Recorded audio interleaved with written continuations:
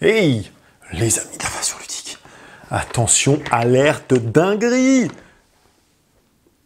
C'est le Seigneur des Anneaux Duel, la Terre du Milieu. Autrement dit, Seven Wonders Duel en version Seigneur des Anneaux. Qu'est-ce que c'est que ce truc? Eh bien, vous savez, Seven Wonders Duel, c'est la version duel de Seven Wonders, qui est un des plus grands jeux de draft. Le papa ou la maman des jeux de draft. Un jeu excellent. Ils l'ont sorti en version duel. Un des meilleurs jeux encore aujourd'hui de duel. Extrêmement bien pensé, très bien équilibré, intéressant, pour deux. Eh ben, qu'est-ce qu'ils nous ont fait, les auteurs du jeu? Ils se sont dit, tiens, on peut quand même améliorer encore quelques trucs. Et ils nous sortent la version duel du Seigneur des Anneaux, basée sur les mêmes mécaniques que Seven Wonders Duel, mais en encore mieux, en y mettant en plus une petite couche très logique et très narrative presque, par rapport au Seigneur des Anneaux. Donc c'est juste une dinguerie. Donc vous n'avez pas le Seigneur des Anneaux ou vous ne connaissez pas, ça reste quand même un jeu exceptionnel. Vous connaissez déjà Seven Wonders Duel, c'est mieux. Si en plus vous aimez le Seigneur des Anneaux, combinaison, vous avez une masterpiece de jeu à deux fantastique. En gros, je vous dis vite qu'est-ce qui s'y passe finalement, qu'est-ce qu'il y a de différent par rapport à Seven Wonders Duel. Comme dans Seven Wonders Duel, il y a trois moyens de gagner dans ce jeu. Soit vous arrivez à placer des bonhommes, des petits soldats, et oui, car on peut passer des petits soldats, sur tous les toits de la Terre du Milieu. Vous gagnez instantanément. Soit vous allez vous allier au peuple de la Terre du Milieu, et ils sont représentés par ces symboles-là. Et il faut en récolter un certain nombre différent pour dire, bah voilà, j'ai rallié la plupart des peuples de la Terre du Milieu, bah j'ai gagné, quoi.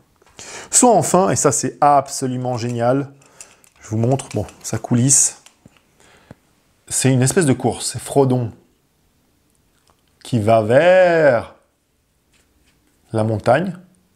Si celui qui contrôle Frodon jette l'anneau dans la montagne, il a gagné, mais en même temps, à l'autre bout, un Nazgûl arrive. Donc le Nazgûl ne peut que rattraper, parce qu'il coulisse, ne peut que se rapprocher, même si Frodon approche, et bien lui il se rapproche de lui. Et s'il arrive à l'attraper, et bien voilà la troisième condition de victoire. Et il faut juste réaliser un des trois. Donc d'une partie à l'autre, on ne gagne pas de la même manière. Ok, bon là je vous ai expliqué comment on gagnait, comment ça se joue, c'est très simple comme Seven Wonders Duel. Vous avez 3 manches, à chaque manche vous avez une espèce de pyramide de cartes que j'ai un peu représentée ici. Et puis tour à tour, tac, tac, vous choisissez des cartes, vous et votre adversaire. Si vous n'arrivez pas, ou s'il ne vous intéresse pas, vous les changez contre de l'or, pour pouvoir vous permettre d'acheter d'autres cartes. Sinon, vous choisissez ces cartes. Et alors, qu'est-ce qu'il y a comme genre de cartes? Eh bien, finalement, il y a des cartes ressources qui représentent des peuples. Et elles seront devant vous désormais. Elles vous permettront de payer éventuellement, là encore une carte, de payer des cartes qui auraient un coût. Par exemple, si j'ai ma ressource comme ça, je peux payer une carte rouge comme ça. Les cartes rouges, qu'est-ce que c'est? Eh bien, c'est tout ce qui concerne les troupes sur la Terre du Milieu. Elle m'indique où est-ce que je vais pouvoir poser des troupes. S'il y a des troupes d'un adversaire au même endroit, mathématiquement, 3 troupes contre 2 troupes, celle de 3 gagne, mais perd 2 unités. Voilà, il n'y a pas de gestion de bataille plus que ça. Ces cartes-là nous font prendre de l'argent. Les cartes vertes concernent la victoire par symbole, comme les sciences dans Seven Wonders Duel. Donc on fait un mélange de symboles et on peut prendre ces petits pastilles. Attention, ces pastilles-là, d'ailleurs, vont nous donner des petits pouvoirs supplémentaires pendant le jeu. Il y a des cartes face cachée qu'on dévoilera au moment où on découvrira les cartes.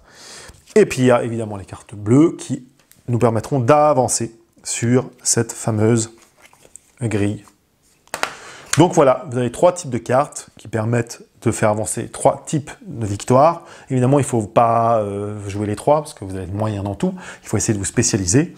Petite chose sympa, on peut encore acheter des lieux mythiques, alors qui coûtent très cher. Vous voyez là, c'est le prix qui est ici. Il faut plein de symboles, mais ces lieux mythiques-là vous donnent un gros pouvoir, vous permettent aussi d'avancer sur différentes possibilités de victoire.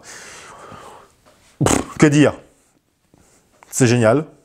Alors l'illustration, on pourra discuter, est-ce que vous aimez ou pas? C'est une illustration un peu old school comme ça, effectivement, très dessinée. Moi j'aime bien. un des meilleurs jeux, si ce n'est le meilleur jeu de duel, encore meilleur, dans un univers qu'on adore, le Seigneur des Anneaux, avec une cohérence thématique, c'est un des meilleurs jeux des 5, 6, 7, 8 dernières années, quoi. C'est tout. Vraiment, je vous le conseille. Extrêmement bien. 2 joueurs, 10 ans et plus, effectivement, pour des parties d'environ 30 minutes. Vous pouvez le retrouver sur aconjoue.ch. Amusez-vous, les amis. C'est le plus important. Allez, ciao, ciao. Ouh. Ciao.